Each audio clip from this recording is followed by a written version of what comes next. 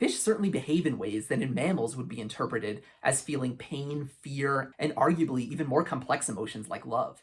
Sometimes, clients will chase the cleaner wrasse if they get bitten, and in these situations, the cleaners often flee towards a predatory fish and start massaging them, effectively using them as a living shield against the angry client. In 2021, a scuba diver named Rex Colubra made friends with a fish.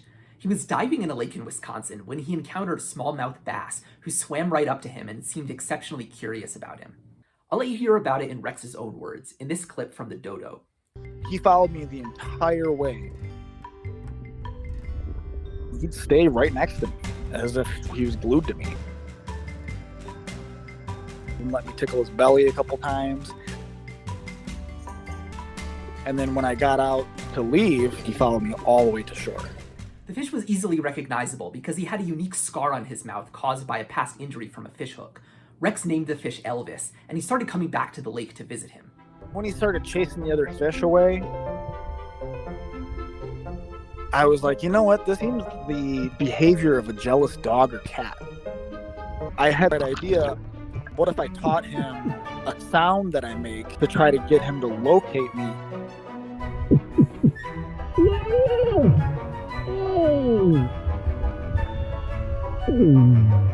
Now all of the other fish that are in his school have learned the same thing. He's going to open the door for the rest of them to get more comfortable and more trustworthy of me. Before he met Elvis, Rex was a recreational fisherman, but after this experience, he gave it up. Elvis had completely changed how he thought about fish. But are fish actually capable of such complex behavior, or was Rex reading more into it than was actually there? Can fish really do things like recognize individuals, remember them for a long time, learn new behaviors from others, and even form emotional attachments? That's what we're going to talk about in this video. For those of you who are new to my channel, my name is Mickey Pardo. I'm a biologist with a PhD in animal behavior from Cornell University, and I've been studying animal behavior and cognition for more than 15 years. There's a really common belief that fish are basically just mindless robots and that they don't even feel pain, let alone anything more complex. So before I get into the more interesting stuff about fish intelligence, I wanted to address this view head on and talk about where it comes from. Basically, feeling pain requires two things. First, you have to be able to detect harmful stimuli, which the vast majority of animals, fish included, can do without a doubt.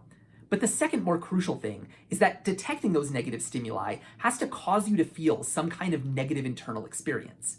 The ability to have a subjective internal experience is called consciousness, so the question of whether fish can feel pain and emotions boils down to whether or not they're conscious. The argument that fish are not conscious hinges on the fact that fish lack a brain region called a cerebral cortex. In humans, two parts of the cerebral cortex in particular are involved in feeling pain: the anterior cingulate cortex and the insular cortex. Since fish don't have these brain regions, some scientists have argued that this means that they can't consciously feel pain, or anything else for that matter. But as we learn more and more about neuroscience, it's becoming clear that even though the anterior cingulate cortex and the insular cortex are involved in feeling pain, they're probably not necessary for it, even in humans. We know this because in cases where humans have suffered brain damage that completely destroyed these parts of their brain, sometimes they were still able to feel pain and emotions. Also, just because a certain brain region is necessary for a particular ability in mammals doesn't mean that the same is necessarily true in fish. For example, in mammals, the prefrontal cortex is very important for self-control.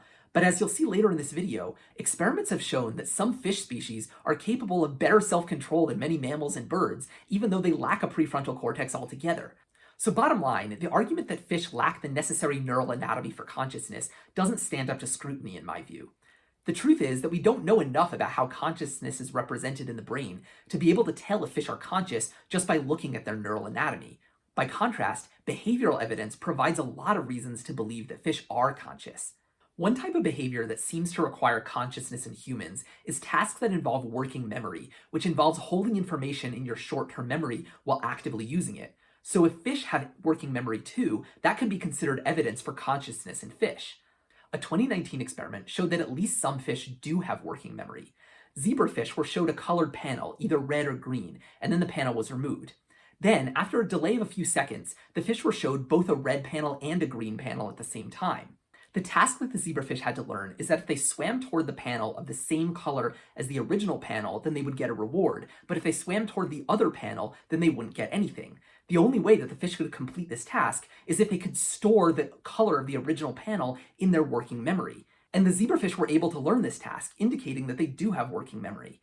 Another type of memory that's closely tied to consciousness in humans is something called episodic memory, which is the ability to remember the what, when, and where of a past experience. Many researchers believe that episodic memory requires consciousness because, at least in humans, the way that we remember the what, when, and where of a past experience is by replaying it in our minds.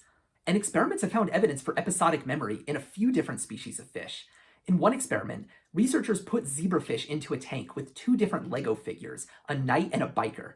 The tank could have blue or yellow walls, and the Lego figures could be arranged either with the knight on the right-hand side of the tank and the biker on the left, or vice versa. Then, after the fish had gotten used to the initial configuration, the researchers swapped the color of the tank walls and they swapped the configuration of the two Lego figures, and they let the fish get used to this configuration too. Then finally, they put the fish in a tank with two identical Lego figures. In this situation, one of the two Lego figures was in exactly the same configuration as in one of the previous trials, same color walls and same side of the tank, but the other identical Lego figure was in a situation that the fish had never seen before. So in this example on the screen here, the knight on the left-hand side of the tank is in a novel context for the fish, because when the fish previously saw the knight on the left-hand side of the tank, the walls were blue, not yellow, and when the fish previously saw the knight with the yellow walls, the knight was on the right-hand side of the tank.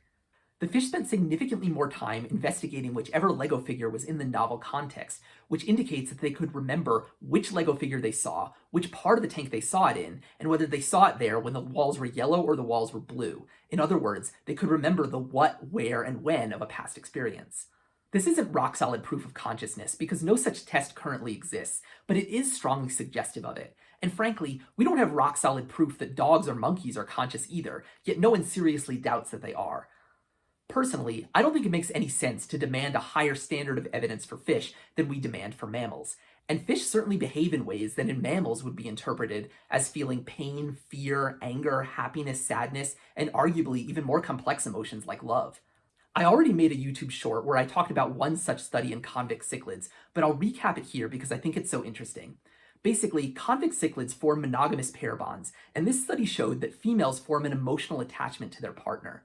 In humans, it's long been established by psychology research that people tend to make more optimistic choices when they're feeling happy and tend to make more pessimistic choices when they're feeling depressed. And the researchers applied this paradigm to fish to assess how they feel about their mate. The researchers let females choose between two males, and then they either let her stay with her chosen partner or force her to be with the other male.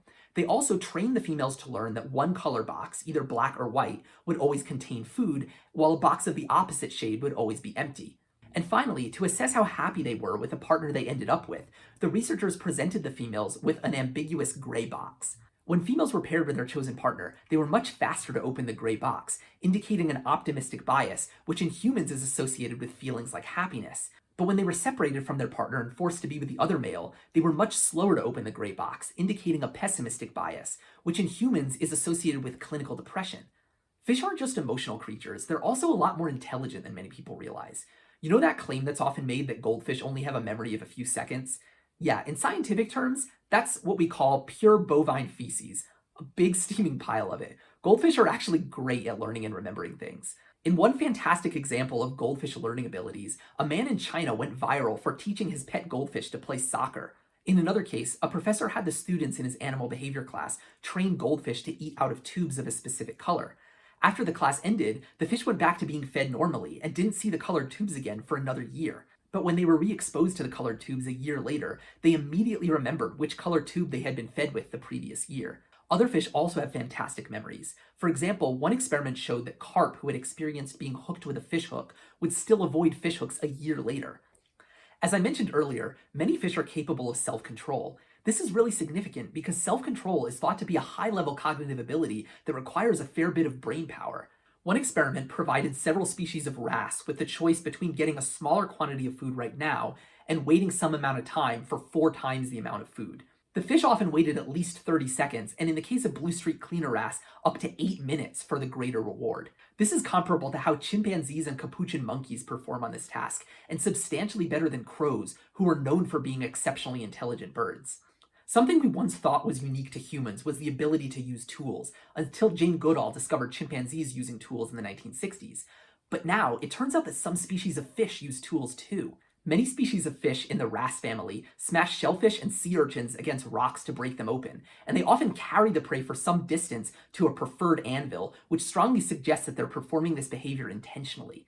In another example of tool use, jawfish build intricate shelters out of rocks, and they carefully search for rocks that fit together like puzzle pieces before slotting them into place. Many species of fish can also count. In one experiment, researchers put mosquito fish in a tank with 2 different sized schools of fish in adjacent tanks on either side. Mosquito fish will naturally prefer to join the larger school since there's safety in numbers. But the researchers separated the fish in each school with a divider so that the fish in the middle could only see one fish in each school at a time. So the only way that they could see which school was bigger is if they could swim along and effectively count the fish in each school. The mosquito fish chose to be near the bigger school significantly more often than the smaller school, indicating that they could count the fish in each school and determine which school was bigger. Fish don't just randomly hang out with any other members of their species, though. Many fish individually recognize each other and prefer to be with other fish who they know. To investigate whether Trinidadian guppies could recognize each other individually, researchers gave the fish the choice between being with siblings who they had grown up with or siblings who they had been separated from at birth. By using groups of siblings in both cases, the researchers ensured that the guppies weren't simply choosing to be near fish who looked or smelled like them. The guppies chose to be near the siblings that they had grown up with, indicating that they could recognize each other as individuals. Not only do many fish recognize each other individually, but they can also use logic to keep track of each other's relationships. In one experiment, a species of cichlid fish called Burton's mouth brooders were allowed to watch fights between 4 other pairs of fish. The subjects saw fish A beat fish B, B beat C, C beat D, and D beat E. Then they were given the choice to either be with fish B or fish D. Previous experiments had shown that Burton's mouth brooders prefer to be near the less dominant of 2 fish when given a choice. So if the fish understood that B was dominant to D, they should prefer to hang out with D. And that's exactly what happened. The fish were significantly more likely to choose to hang out with D than with B. But the fish never actually saw B and D fight. They only saw B beat C and C beat D. So the only way that they could know that B was dominant to D is if they understood the logical principle that if B is greater than C and C is greater than D, then B must be greater than D as well. And Burton's mouth brooders aren't the only fish to understand this concept. Several other species, including brook trout, masked julies, and cleaner wrasse, have succeeded in similar experiments as well. So fish can recognize each other, keep track of who's dominant to whom, and even use logic to infer the dominance relationships between other individuals. Maybe it's not surprising then that fish learn from each other and arguably even develop cultural traditions. Some migratory fishes, like cod and herring, are thought to learn their migration routes from older, more experienced individuals. When most of these experienced individuals are wiped out by commercial fishing, it can completely change the migration routes, and some scientists think that this is why cod spawning grounds have moved from where they used to be. Now, I would be remiss if I did a video about fish intelligence without talking about blue streak cleaner wrasse. These little fish continue to shock scientists with their remarkable cognitive abilities that are on par with chimpanzees in some respects, despite the fact that they have comparatively tiny brains. Blue streak cleaner wrasse live on coral reefs from the Red Sea to the Western Pacific, and they feed by eating parasites off of other fish. They have small territories on the reef called cleaning stations, and other fish called clients come to these cleaning stations specifically for the purpose of being cleaned. I already made a YouTube short where I talked about how cleaner wrasse can recognize themselves in a mirror, which is a sign of self-awareness that's only been demonstrated in a handful of animals. Once cleaner wrasse have learned what their reflection looks like, they can recognize themselves in a still photograph too, and they can even use a mirror to gauge their own size relative to that of a rival. This behavior is particularly hard to explain without consciousness, and it's some of the strongest evidence we have that at least this species of fish is conscious. I won't get into the details of the mirror self-recognition studies here since I already covered it in the previous short, but I'll put a link in the description in case you want to learn more. In addition to being self-aware, these fish are also remarkably socially aware. They recognize individual client fish and build relationships with them over time. To understand the complex relationships between cleaner wrasse and their clients, you first have to understand that these relationships are a delicate balancing act between cooperation and exploitation. Cleaner wrasse mostly help their clients by removing the client's parasites, but occasionally they cheat their clients by taking a bite out of the client's protective mucus layer instead. The cleaners actually prefer to eat the client's mucus, but they have to control themselves and not bite the client too often, or the client will leave.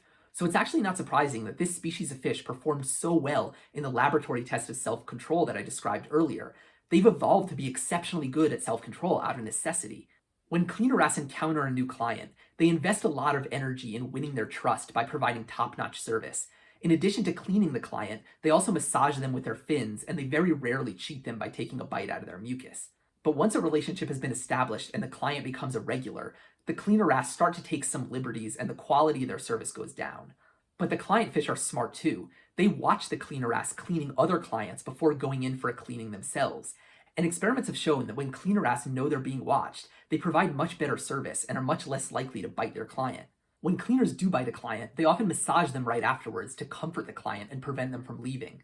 Sometimes, clients will chase the cleaner wrasse if they get bitten, and in these situations, the cleaners often flee towards a predatory fish and start massaging them, effectively using them as a living shield against the angry client. And when servicing predatory clients, cleaner wrasse are extra careful to provide top-notch service and very rarely cheat them. Cleaner wrasse also know the difference between resident clients, whose territory only includes one cleaning station, and transient clients who have the option of visiting other cleaners instead.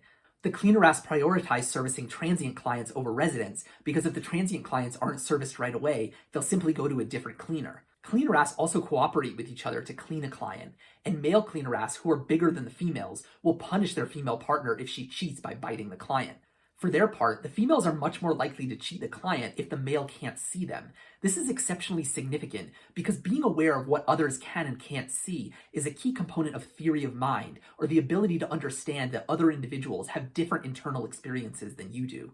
Many other fish are capable of sophisticated forms of cooperation too. For example, groupers will actively recruit moray eels to help them hunt by swimming up to the eel's hiding place and rapidly shaking their head. Then they lead the eel to a crevice where prey is hiding, and the eel swims into the crevice to grab the prey. Sometimes the eel catches the prey, and sometimes the prey gets flushed out into the open where the grouper catches it. Either way, both the grouper and the moray eel improve their hunting success by working together. It should be obvious by now that fish are far from the mindless robots that people often imagine them to be, but rather are complex individuals that likely have rich internal lives. Like many animals, fish have unique personalities, and there's actually a large body of scientific literature on fish personality. The 5 most common personality traits that scientists have measured in fish are boldness versus shyness, tendency to investigate novel objects versus avoid them, sociability, aggressiveness, and activity level. Individual fish of the same species often differ in all of these personality traits, and probably others as well that we haven't even measured. Humans kill so many fish every year that we measure them in tons rather than counting them as individuals. So we don't even know for sure how many individual fish we kill, but one study estimated that 124 billion farmed fish were slaughtered in 2019 alone. That's more than all the humans who have ever existed throughout the entire history of our species, and that's not counting the billions of fish who die from the poor conditions on fish farms before being slaughtered. And as staggering as this number is, it is absolutely dwarfed by the number of wild fish that we kill every year. Another study estimated that between the years 2000 and 2019, the average number of wild fish caught in a single year was between 1.1 and 2.2 trillion. It's almost impossible for the human brain to fathom numbers so big, but I'll try to put it into perspective. Let's assume that the number of wild fish killed per year is 1.65 trillion, which is the midpoint of the estimated range. If you created a racetrack that was 1.65 trillion centimeters long, it would take you about 12 years of driving non-stop at 100 miles per hour to go around the track once. Or to put it another way, if you stacked up $1 bill for each wild fish that we kill in a single year, you would end up with a tower of bills that reaches halfway to the moon. It's one thing to think about these numbers in an abstract, detached way, but every single one of these trillions of fish is a complex individual with their own personality and emotional life. They are individuals like Elvis, who was curious and trusting enough to form a relationship with a human diver, despite his past traumatic experience of being hooked through the mouth by a human. They are individuals like the convict cichlids, who exhibit signs of happiness when paired with a mate of their choosing, and signs of depression when separated from them. They're individuals like the blue streak cleaner wrasse, who can recognize themselves in a mirror and build long-term individual relationships with each of their clients. These individuals all suffer immensely when we raise them on fish farms or catch them from the wild. Farmed fish are kept in much higher densities than what they experience in the wild. This leads to farmed fish suffering much higher rates of disease than their wild counterparts. And since many fish are farmed in cages in the open ocean, this disease can spread to wild fish populations too, compounding the suffering even more. Just like factory-farmed land animals, farmed salmon are selectively bred and pumped full of antibiotics to make them grow faster. This unnaturally fast growth rate causes deformities in the salmon's ears, which causes about half of all farmed salmon to lose their hearing. And the methods used to slaughter farmed fish are especially cruel. Many farms just let the fish asphyxiate in air, which can take them over an hour to die. Another very common practice is to dump the fish into ice water and let them slowly freeze or suffocate to death. Fish caught from the wild endure the pain and fear of being trapped in a net or hooked on a long line. One very common type of net, called a gill net, works by getting tangled around the sensitive gills of the fish as they try to escape. And just like human divers who surface too fast, fish who are dragged up to the surface often suffer physical injuries caused by the rapid change in pressure. This can cause their eyes to bulge out of their head and can cause their stomach to come out of their mouth. Once they're caught, the fish are usually left to slowly die of suffocation. Sometimes they're hacked to death or disemboweled alive, usually while fully conscious. And commercial fishing doesn't just affect fish. Billions of other animals, including dolphins, whales, seals, sea lions, seabirds, sea turtles, sharks, manta rays, and other non-targeted fish, become tangled in the nets or hooked on the long lines, and most of these animals drown to death or suffer fatal injuries before they can be removed. There's a statistic that's often thrown around that if we keep fishing at current rates, the oceans will be empty of fish by 2048. Now, I wanted to address this claim because it's often repeated in the media and by documentaries like Seaspiracy, but it's not actually true. This idea comes from an over-exaggeration of a prediction made by a 2006 study, and the study's authors no longer stand by their original prediction anyway. With that said, even though the reality is not as dire as Seaspiracy makes it sound, it is still pretty grim. About 1/3 of the world's fish stocks are currently being fished unsustainably, which means that the population is actively declining. Large predatory fish like sharks are especially likely to be fished unsustainably, and it's estimated that on a global scale, large predatory fish populations have declined by 90% over the past 50 to 100 years due to overfishing. Migratory fish like salmon, eel, and sturgeon haven't fared much better. According to the World Wildlife Fund, the average population of freshwater migratory fish has declined by 81% since 1970. And while 2/3 of the world's fish stocks are currently being fished at a level that is deemed sustainable, the word sustainable doesn't necessarily mean what you might think it does. Basically, fish are not treated like most other animals when it comes to wildlife conservation. Rather than focusing on ecosystem integrity and aiming to restore fish populations to the level they were at before commercial exploitation, fishery managers typically aim for something called maximum sustainable yield. Maximum sustainable yield is the maximum number of fish you can catch each year without causing the population to decline any further. And achieving maximum sustainable yield usually means keeping the fish population at anywhere from 37 to 50% of the level that it was at before commercial exploitation began. So even if you never exceed the maximum sustainable yield, you're still drastically lowering the fish population compared to what it used to be, and this can have a major impact on the balance of the whole ecosystem. Animal populations exist in a complex interconnected food web, and when you cut the population of one species in half relative to what it was before commercial fishing, this can have ripple effects on the species above and below it in the food chain. Also, when a fish population is heavily exploited, even if that exploitation is completely sustainable, this can have a massive impact on the individual fish in that population. Commercial fishing drastically reduces the life expectancy of fish because most fish in the population end up being killed by fishermen at a fraction of their natural lifespan. Let me repeat that because it's something that almost never gets talked about in discussions about the impact of commercial fishing. Commercial fishing causes trillions of cognitively sophisticated, sentient individuals to lose their lives at a fraction of their natural lifespan and robs them of the opportunity to experience a full life cycle in the same way that their ancestors did. And this is why when you have species like cod and herring that depend on older individuals to learn their migration behavior, this can throw entire migration patterns out of whack. Okay, so hopefully I've convinced you that fishing is bad, but what can we do about it? First, I think it's important to acknowledge that many people around the world, especially in lower income countries, lack access to a diverse range of protein sources and currently depend on fish to meet their nutritional needs. Fishing is also a critical source of income for people in some places where there are few other economic opportunities. It would be unreasonable to expect people in these situations to stop fishing when they lack any viable alternative. But based on my viewership statistics, chances are if you're watching this video, you probably live in the United States or in another wealthy country. So for the time being, let's not worry about the rest of the world and just focus on what we can do ourselves. Those of us who have access to a varied diet don't need fish to be healthy. Yes, it's true that the omega-3s in fish oil are good for you, but the reason fish have omega-3 in the first place is because they get it from algae, and we can get it from algae too, especially with modern technology that allows us to concentrate the omega-3 in algae into a pill form.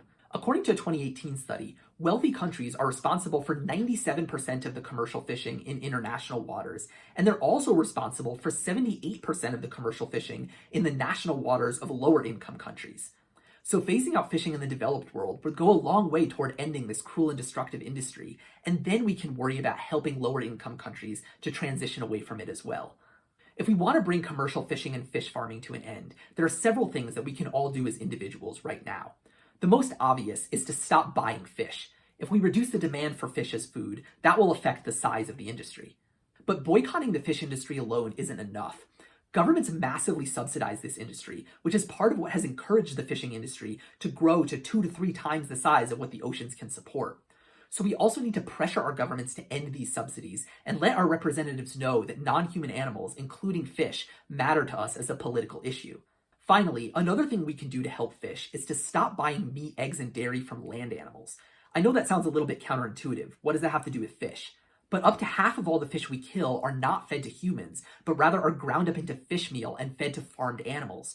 So ending the exploitation of one group of animals will help end the exploitation of another. Getting rid of the fish industry might seem like an impossible goal, given how big a component it is of the global economy. But the fossil fuel industry is an even bigger part of the global economy, and most of us recognize that we have to phase that out.